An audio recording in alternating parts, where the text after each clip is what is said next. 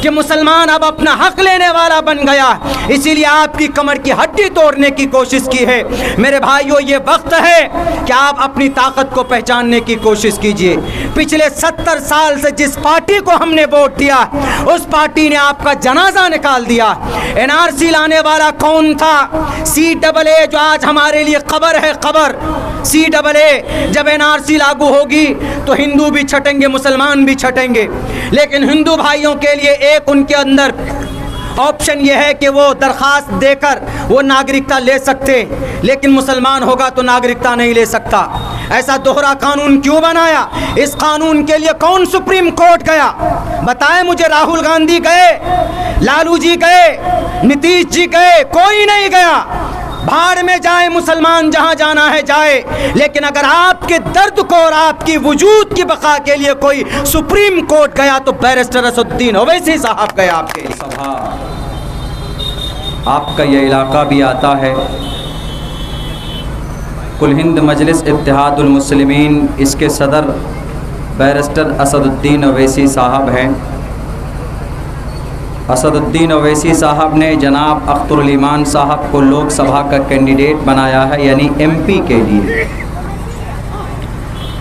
उनके लिए हम आप लोगों के बीच पहुँचे हैं। इस इलाके में मेरा आना भी होता है और इस इलाके में बड़ी तादाद में हमारे शेर शाहबादी बिरादरी के लोग भी रहते हैं, और कुलैया जिससे मैं ख़ुद आता हूँ, और फिर यहाँ पर हमारे SC/ST के भाई भी रहते हैं। इन सब से मैं गुजारिश करना चाहता हूं कि इस बार आप लोग अख्तरुल ईमान साहब को अपना कीमती वोट देकर उनको कामयाब बनाइए, ताकि वह आपकी आवाज़ को पार्लियामेंट के अंदर आपके मसले को उठा सके वहाँ पर। मेरे भाइयों, बहुत से लोग कहते हैं कि मौलाना आपका अकेला अख्तरुल ईमान क्या कर लेगा, इसलिए क्या फ़ायदा उनको वोट देकर। अगर बेटा 10 है, उन 10 बेटों में से सिर्फ एक बेटा काम का है, बाकी 9 बेटा निकम्मा है, शराबी है, जुआरी है, काम नहीं करता है, न मेहनत मजदूरी करता है, तो ज़रा उस बाप से पूछिए कि आपके नज़र में सबसे बेटर और सबसे अच्छा बेटा कौन है। वो कहेगा कि हमारा वो एक बेटा है जो हर काम करता है, जो मेहनत करता है, बाकी 9 बेटे तो मेरे निकम्मा हैं। तो आप हमारे इस देश के अंदर बैरिस्टर असदुद्दीन ओवैसी साहब आपके हक़ के लिए पार्लियामेंट के अंदर में सीना तान कर खड़े हो जाते हैं और अब लड़ते हैं सरकार से कि भाई आप मुस्लिम माइनॉरिटी को, दलित को, आदिवासी को उनका हक़ क्यों नहीं दे रहे हैं। तो हमारा वो एक नेता काफ़ी है बिलमुकाबिल उन 70 साल की पुरानी पार्टियों के नेता से जो सिर्फ वोट लेकर जाते हैं, 5 साल तक गायब हो जाते हैं। क्या फ़ायदा ऐसे लोगों को जिताकर जो वोट लेकर जाते हैं और आपके लिए आप उनकी शक्ल, बहुत से लोग तो ऐसे भी होंगे कि जो इन पुरानी पार्टी के कैंडिडेट को जिताते हैं, लेकिन कभी ज़िंदगी में देखा नहीं होगा आपने उनको कि भाई हमारा MP कैसा है। लेकिन अख्तरुल ईमान ये ऐसे आदमी है, अगर आप रात को 12 बजे फ़ोन करेंगे, हमको कभी उम्मीद है कि 12 बजे आपके पास पहुंचेंगे। हमेशा लोगों के बीच में अगर कोई रहता है तो अख्तरुल ईमान साहब रहता है। जब हमारा हर सुख और दुख और दर्द में अख्तरुल ईमान रहता है तो हमारा वोट भी अख्तरुल ईमान को जाना चाहिए। हमारा उन कैंडिडेट को नहीं जाना चाहिए जो हमारा वोट लेकर सिर्फ दिल्ली पे जाकर बैठ जाते हैं, कभी बिहार झांकने के लिए नहीं आते। मेरे भाइयों, हमारा सीमांचल बहुत गरीब है। हमारा सीमांचल, यहाँ के लोग चले बाहर जाते हैं मेहनत मजदूरी करने के लिए। क्या यहाँ पर फैक्ट्री नहीं लग सकती? क्या यहाँ पर कारोबार नहीं पैदा किया जा सकता? क्या यहाँ की गरीबी नहीं दूर की जा सकती? की जा सकती है, लेकिन वैसा नेता होना चाहिए। अगर वैसा नेता है तो बैरिस्टर असदुद्दीन ओवैसी साहब की क़ियादत में मजलिस इत्तेहादुल मुस्लिमीन का नेता हमारे बिहार के अध्यक्ष जनाब अख्तरुल ईमान साहब है। एक मरतबा इनको जिताइए, इंशाअल्लाह ये लड़ कर के आपका हक़ आपको देगा। जब तक आपका नेता अच्छा नहीं होगा तो आपको तरक्की नहीं मिलेगी। बच्चा भी, माँ भी दूध अपने बच्चे को उस वक्त पिलाती है जब बच्चा चीखने और चिल्लाने लगता है, वरना माँ भी कभी कभी काम में मसरूफ़ हो जाती है, अपने बच्चे को दूध पिलाना भूल जाती। इसीलिए जब तक हमारा नेता बोलने वाला नहीं होगा तो उस वक्त तक हमको हमारा हक नहीं मिलेगा। कानून के ख़िलाफ़, संविधान के ख़िलाफ़ मौजूदा सरकार ने सिर्फ मुस्लिम माइनॉरिटी के ख़िलाफ़ कानून बनाया। इस देश से निकालने के लिए CAA सिटीज़न अमेंडमेंट एक्ट संविधान के ख़िलाफ़ है। किसी की आवाज़ निकली, कोई नहीं बोला, अपोजिशन खामोश रही। सिटीज़न अमेंडमेंट एक्ट को, इसको चैलेंज करने वाला अगर कोई नेता था, यानी मुस्लिम माइनॉरिटी का, उन्होंने कहा कि अगर एक हिंदू भाई का नाम हो सकता है सिटीज़न अमेंडमेंट एक्ट के अंदर, तो एक मुसलमान का नाम क्यों नहीं हो सकता? कौन लड़ा आपके लिए? कांग्रेस का कोई नेता नहीं लड़ा, RJD का कोई नेता आवाज़ बुलंद किया, जदयू का कोई नेता आवाज़ बुलंद किया? किसी ने भी नहीं किया। जब तलाक के लिए बिल पास हो रहा था तो यही RJD और जदयू के नेताओं ने समर्थन किया था। अगर किसी ने भी सीना तान कर अपनी शरीयत की हिफाजत के लिए अगर पार्लियामेंट में आवाज़ कोई बुलंद करता है तो मजलिस इत्तेहादुल मुस्लिमीन का सदर आवाज़ बुलंद करता है। मेरे भाइयों, हमें नेताओं से क्या चाहिए? हमें न रुपया चाहिए, न पैसा चाहिए, हमें कुछ नहीं चाहिए। हमें ये चाहिए कि भाई हमारा मुस्तकबिल, हमारे बच्चों के लिए बेहतर आप कॉलेज बनवा दीजिए, हमारे बच्चों के लिए, हमारे जो बीमार होते हैं उनके लिए बेहतर हॉस्पिटल बना दीजिए, करप्शन से पाक कर दीजिए समाज को।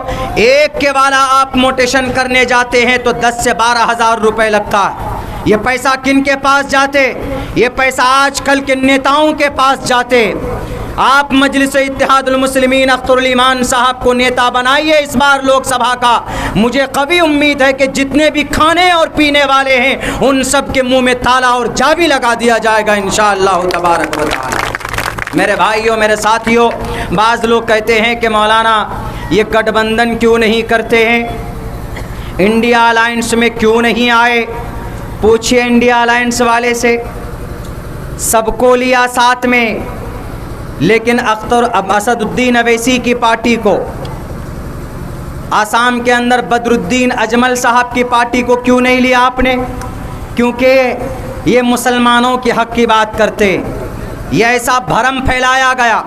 हालांकि असदुद्दीन अवैसी साहब सिर्फ मुसलमान की बात नहीं करते, उन्होंने अभी बिहार के अंदर जो 2 और कैंडिडेट, 3 और कैंडिडेट दिए, उनमें से 2 कैंडिडेट सनातन धर्मी भाई, हिंदू भाई। कौन बोलता है कि मुसलमान, सिर्फ मुसलमान की बात अब तो ये असदुद्दीन ओवैसी साहब करते।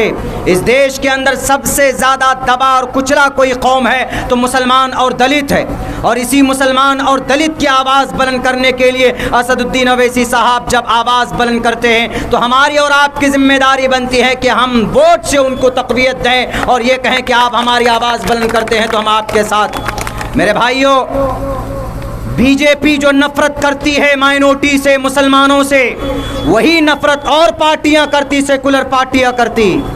क्यों? अगर आपको मुसलमानों से मोहब्बत होती तो अवैसी साहब को गठबंधन में लेते आप। अगर आपको मुसलमानों से हमदर्दी होती तो आप बदरुद्दीन अजमल को साथ में लेते, लेकिन नहीं लिया। तो जो काम, जो नफरत बीजेपी करती है मुस्लिम माइनॉरिटी से, दलितों से, वही नफरत आज का कांग्रेस भी करता है। यानी एक ही थैली के दोनों चट्टे बत्ते हैं, दोनों का मकसद एक ही होता है। इसीलिए आपके हक के लिए अगर कोई आवाज़ बुलंद करता है तो हमें और आपको उनको पहचानने की ज़रूरत है। मेरे साथियों, ज़्यादा लंबी बात करने का वक्त नहीं है। जानबूझकर छोड़ दिया जाता है। 5 सीट पर की गठबंधन में हमें जोड़ लीजिए, शामिल कर लीजिए, चीखते रहे, चिल्लाते रहे असदुद्दीन ओवैसी साहब, अख्तरुल ईमान साहब, लेकिन नहीं लिया। बिहार के अंदर जिनको बोलते हैं RJD, पिछले मर्तबा विधानसभा इलेक्शन के अंदर में कि भाई आप जो कहेंगे हम तैयार हैं, हमेशा सपोर्ट किसको करता है? कुल हिंद मजलिस इत्तेहादुल मुस्लिमीन के 5 MLA जीते तो पेट में दर्द हुआ पटना के सरकार को, पटना के अंदर बैठे हुए नेताओं को कि सीमांचल में अब आप मुसलमान जाग गया है। उनके 5 विधायक आ गए, अब सीमांचल को 32,000 करोड़ रुपए का जो पैकेज पेट में दबा के रखा है वो देना पड़ेगा। इसीलिए अब एक काम करो, इनके 5 MLA को खरीद लो, उनमें से 4 को खरीदा उन्होंने, ज़बरदस्ती ख़रीदा उन्होंने। क्यों? क्योंकि आपकी क़यादत खड़ी हो रही थी कि मुसलमान अब अपना हक़ लेने वाला बन गया, इसीलिए आपकी कमर की हड्डी तोड़ने की कोशिश की है। मेरे भाइयों, ये वक्त है कि आप अपनी ताकत को पहचानने की कोशिश कीजिए। पिछले 70 साल से जिस पार्टी को हमने वोट दिया, उस पार्टी ने आपका जनाजा निकाल दिया। NRC लाने वाला कौन था? CAA, जो आज हमारे लिए कब्र है, कब्र। CAA जब NRC लागू होगी तो हिंदू भी छटेंगे, मुसलमान भी छटेंगे, लेकिन हिंदू भाइयों के लिए एक उनके अंदर ऑप्शन यह है कि वो दरख्वास्त देकर वो नागरिकता ले सकते, लेकिन मुसलमान होगा तो नागरिकता नहीं ले सकता। ऐसा दोहरा कानून क्यों बनाया? इस कानून के लिए कौन सुप्रीम कोर्ट गया? बताएं मुझे। राहुल गांधी गए, लालू जी गए, नीतीश जी गए? कोई नहीं गया। भाड़ में जाए मुसलमान, जहां जाना है जाए, लेकिन अगर आपके दर्द को और आपकी वजूद की बका के लिए कोई सुप्रीम कोर्ट गया तो बैरिस्टर असदुद्दीन ओवैसी साहब गए आपके लिए। जब हमारे लिए कोर्ट का चक्कर अवैसी लगाएगा, जब हमारे लिए सीमांचल में सैलाब से रुकावट के लिए बात अख्तरुल ईमान करेगा, उर्दू का मसला है तो आवाज़ अख्तरुल ईमान उठाएगा, मुस्लिम अलीगढ़ यूनिवर्सिटी की मांग फंड को रिलीज़ करने का मुतालबा अख्तरुल ईमान करेगा, जब सारा काम अख्तरुल ईमान करेगा, असदुद्दीन ओवैसी करेगा, तो हमारा वोट राहुल गांधी को नहीं जाना चाहिए, हमारा वोट असदुद्दीन ओवैसी साहब को जाना चाहिए। मेरे भाइयों, अगर इस वक्त हम लोगों ने अपनी अक्लमंदी से काम नहीं लिया तो हमें बहुत नुकसान उठाना पड़ेगा। इंशाअल्लाह सीमांचल से ही इंक़िलाब पैदा होगा। बहुत अच्छा माहौल है पूरे किशनगंज के अंदर। इस बार लोगों ने यही कहा है, हमने कांग्रेस को भी वोट दिया, हमने जदयू को भी वोट दिया, हमने RJD को भी वोट दिया, यानी सारी पार्टी के MLA MP हमने बनाए MP, लेकिन किसी ने हमारे साथ भला नहीं किया। इस बार हम लोग अख्तरुल ईमान को जिताने वाले हैं, ये लोगों का कहना है। हर घर के अंदर लोगों का यही कहना है कि इस बार हम लोग अख्तरुल ईमान को लाना चाहते हैं। 5 साल के लिए मौका दीजिए, इंशाअल्लाह आपका ये बेटा अख्तरुल ईमान कभी भी अपने ईमान का सौदा नहीं करेगा, कभी भी अपने ईमान को नहीं बेचेगा, ज़मीर का सौदा नहीं करेगा। आपसे किया हुआ वादा इंशाअल्लाह पूरा करेगा। कुछ भी ना सही, कम से कम किशनगंज का नाम पार्लियामेंट में तो लिया जाएगा। आज तक सीमांचल का नाम पार्लियामेंट में नहीं लिया गया था, लेकिन सीमांचल का नाम पार्लियामेंट में कौन लिया? असदुद्दीन ओवैसी साहब ने लिया। सीमांचल के अंदर किशनगंज, पूर्णिया और कटिहार का ये चारों डिस्ट्रिक्ट आते हैं। बताएं, आपके इस लोकसभा के अंदर में सीवान से लोग आकर मेहनत कर रहे हैं, सीवान की टीम खड़ी हुई है। बताइए, दोपहर का खाना हम लोगों ने अभी तक नहीं खाया है। कौन सा ओहदा मिला हम लोगों को? कौन सा ओहदा मिलेगा वर्करों को? कुछ नहीं। लेकिन सिर्फ ये कहने आया हूँ कि एक मर्तबा मौका दे दीजिए, हक के साथ हो जाइए। अगर सीमांचल की तकदीर नहीं बदली, इंशाअल्लाह तबारक व तआला राजनीति से त्याग दे देंगे हम लोग। इसीलिए वो प्लेटफॉर्म चुनने की कोशिश कीजिए। इन लोगों को बताइए, जब हम वोट आपको देते, जब हम आपको हमेशा 70 साल से वोट देते, तो हमारा मदरसा जलाया जाता तो आपके मुंह में ताले क्यों लगते? जब हमारी शरीयत बदलने की बात की जाती है तो आप भीगी बिल्ली के तरह आपके मुंह में दही क्यों जम जाता है? जब CUCC लागू किया जाता है, भारत के अंदर 350 धर्म हैं, लेकिन किसी भी धर्म को बदलने की बात नहीं की जाती है। मुसलमानों के कुरान और नमाज और अजान पर को बदलने की बात क्यों की जाती है? और फिर कौन बोलेगा? जिनको वोट दिया उनको बोलना था, लेकिन कोई नहीं बोलता, कोई नहीं, कि हमें कोई लेना देना नहीं है, आप सिर्फ हमको वोट दो, आपका वोट लेकर कुर्सी में जाएंगे, लेकिन आपके मसले का हल वो नहीं करेंगे। इसीलिए अब अपने लोग खड़े हो चुके हैं, हमारे लोग, जो सिर्फ मुसलमानों के लिए नहीं, दलितों के लिए भी आवाज़ बुलंद करते हैं। चले जाइए हैदराबाद के अंदर 18,000 बच्चा फ्री पढ़ता है, 18,000 बच्चा फ्री पढ़ता है। 5 करोड़ रुपए आते हैं MP को फंड में। क्या आप काम कीजिए थोड़ी तरक्की की वजह से 5 करोड़, जिसका हिसाब भी नहीं होता। मुझे बताएं ज़रा साबिक MP साहब कि 5 करोड़ रुपए कहाँ पर खर्च किया? अजान हो रही, 5 करोड़ रुपए कहाँ खर्चा किया? अगर 5 करोड़ रुपए हर विधानसभा में खर्चा करेंगे तो भाई कुछ न कुछ तरक्की का काम होगा।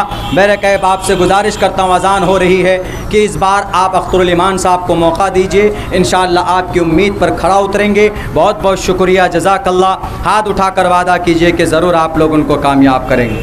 चलिए खैर, आपने वादा किया, हमें उम्मीद है कि आप वादा निभाएंगे। बहुत बहुत शुक्रिया, जज़ाकल्लाह। अस्सलामु अलैकुम।